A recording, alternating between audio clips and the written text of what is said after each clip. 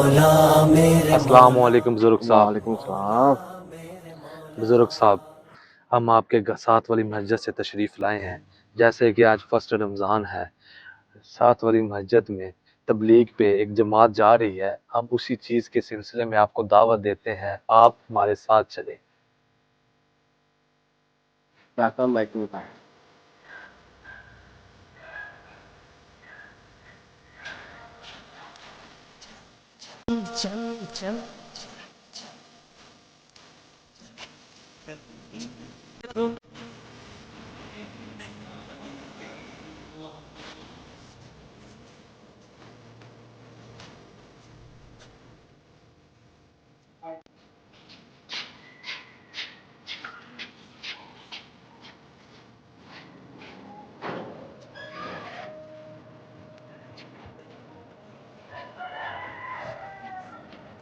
ਫੜ ਤੂੰ ਬੈਗ ਫੜ ਤੂੰ ਕਾ ਸਾਹਿਬ ਤੂੰ ਤਿੰਨਾਂ ਦਿਨਾਂ ਵਾਸਤੇ ਕਹਿਣਾ ਇਹਨਾਂ ਨੂੰ ਮਹੀਨੇ ਵਾਸਤੇ ਲੈ ਜਾਓ।